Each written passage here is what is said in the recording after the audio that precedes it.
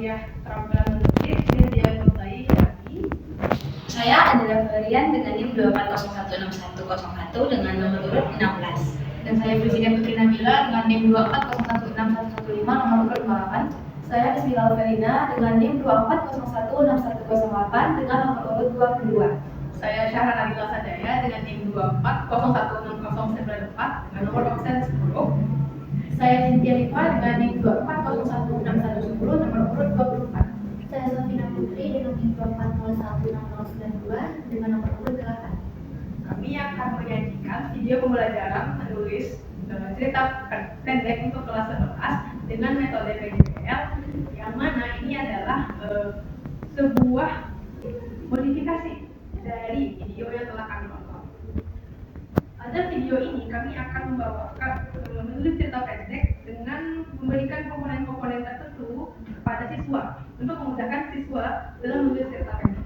Lengkapnya adalah video. Bismillahirrahmanirrahim. Assalamualaikum warahmatullahi wabarakatuh. Waalaikumsalam warahmatullahi wabarakatuh. Baiklah, sebelum kita mulai kelas hari ini, baiknya kita persiapkan kelas belajar untuk pada kelas silakan. Siap. Sebelum belajar, mari kita berdoa. Berdoa mulai.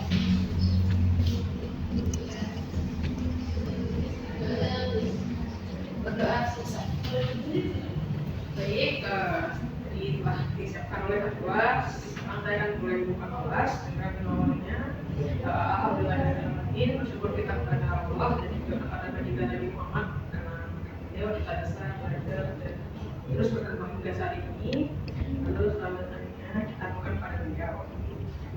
Pada hari ini seperti yang telah dijadikan di pertemuan selanjutnya, anak-anak sekalian ingin belajar di luar, ingin mencari suasana baru, suasana belajar yang baru, motivasi untuk di kelas.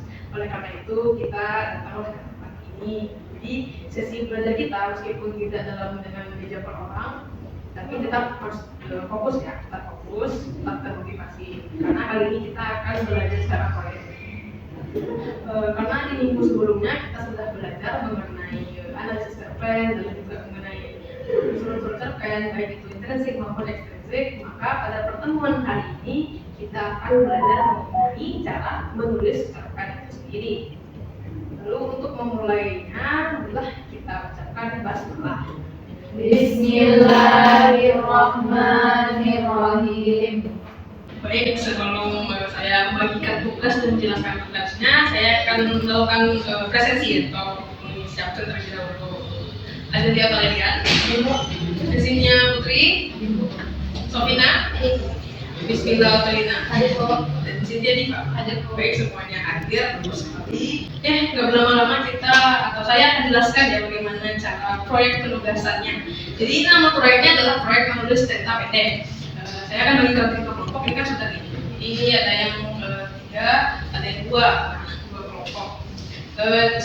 Tidak sulit. Di sini saya menyediakan ada sekitar 4 komponen ya.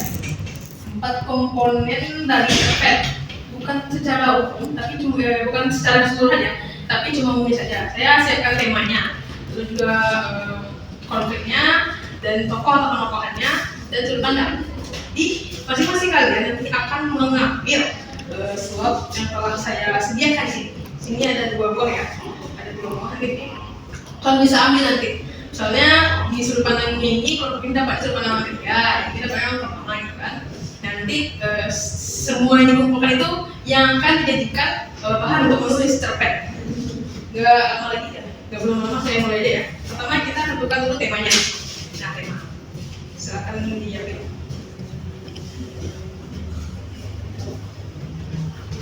Jadi tema sudah diambil ya, bisa dibaca dulu, mungkin kita diskusikan dengan temannya. Nah, lalu yang kedua itu kita akan lihat konflik ya. Kedua konflik. Jadi setelah saya siapkan ya ini sekitar 2 konflik, silakan ini. Konflik ini yang harus ditulis dan dimasukkan ke dalam cerpen Anda sekalian.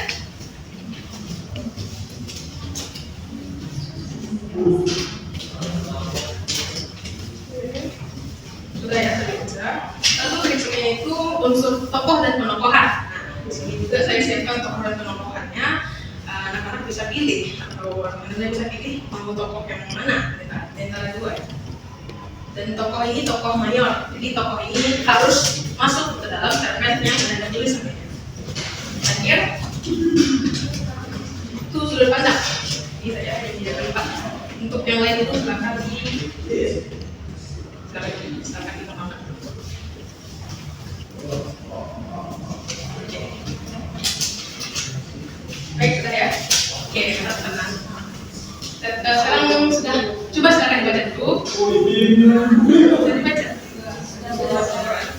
Jadi di sini memang tidak saya sediakan semuanya ya, tidak sampai alur ataupun sampai yang mana dan sebagainya. Jadi cuma sediakan 4 karena dari 4 komponen ini Anda sendiri juga bisa mengembangkan bagaimana ujungnya nanti. Silakan didiskusikan terlebih dahulu.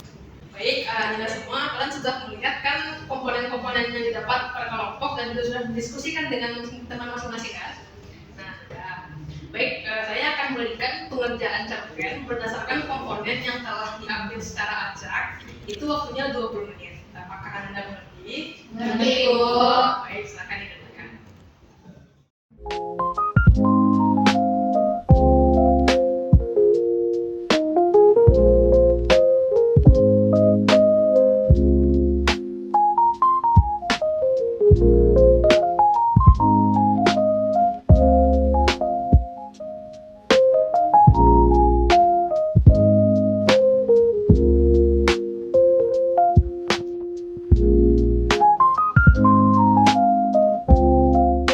Baik, Anda semua apa sudah selesai?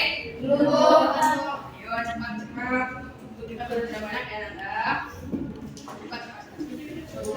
Kita harus menghargai waktu. Sudah sebentar ya. Baik. Ya, nampaknya sepertinya anak-anak semua sudah cukup paham ya dengan tugas yang diberikan. Baik, saya kembalikan tadi.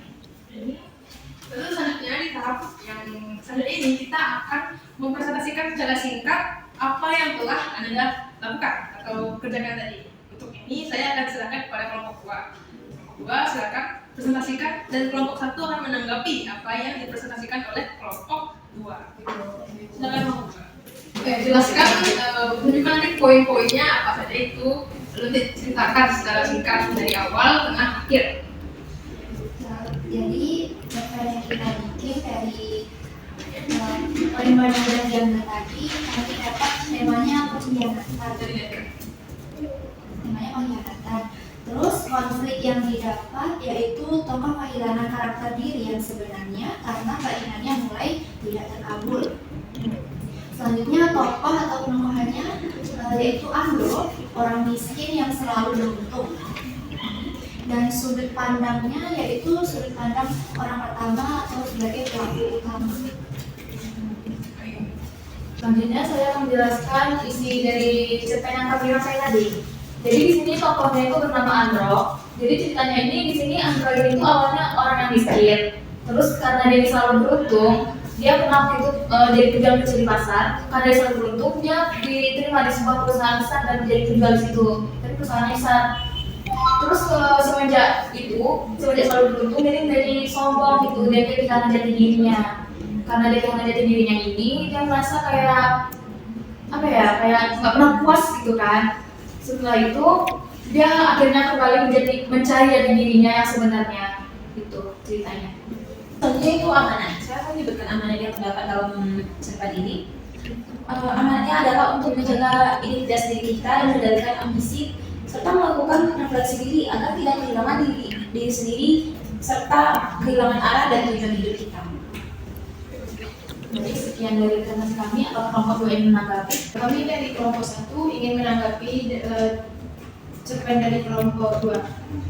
Cerpen kebohongan diri sendiri ini sangat menarik karena menggambarkan konflik batin tokoh utama Andro yang kehilangan jati dirinya telah meraih kesuksesan. Cerita ini menyadarkan kita bahwa keberhasilan bisa membuat seseorang lupa akan nilai-nilai hidup yang dulu ia pegang. Bahasa yang digunakan cukup sederhana dan mudah dipahami, serta sudut pandang orang pertama membuat perasaan tokoh terasa dekat dengan pembaca. Hanya saja agar lebih kuat jika diakhiri cerita tokoh menunjukkan langkah nyata untuk berubah agar pembaca mendapat gambaran harapan atau solusi. Sekian dari saya, terima kasih. Baik, aku setuju. Nampaknya Anda kalian juga sudah cukup paham ya dengan pembelajaran atau topik pada hari ini. Saya review ini benar sekali ya. Dari apa yang telah saya sediakan, komponennya itu Anda sudah bisa merangkainya dengan beberapa bagian saja gitu.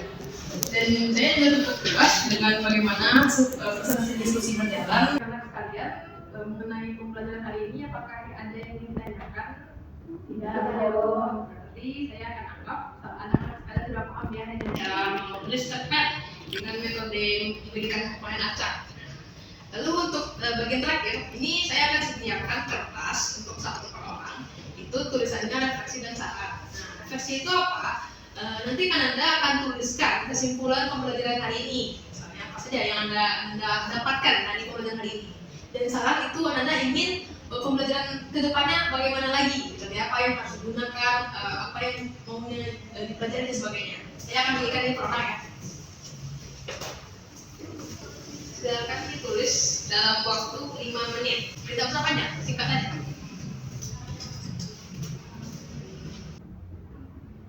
Sudah, anak-anak? Terkumpul?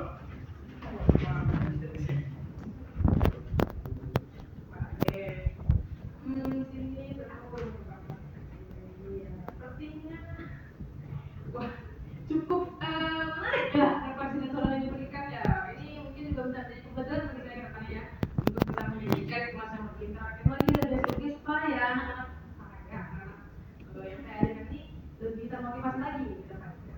Baik, ini nanti kita baca, nanti akan saya bilang kembali untuk pembelajaran ke depannya. Apakah masih ada pertanyaan terkait dari minggu sekarang atau minggu lalu? Baik, mari kita akhiri pembelajaran hari ini dengan mengucapkan alhamdulillah. Alhamdulillahirabbil alamin. Nah, dikarenakan saudara anak-anak semua sudah cukup paham, tidak ada yang bertanya, maka pertemuan selanjutnya kita akan ulangan kalian.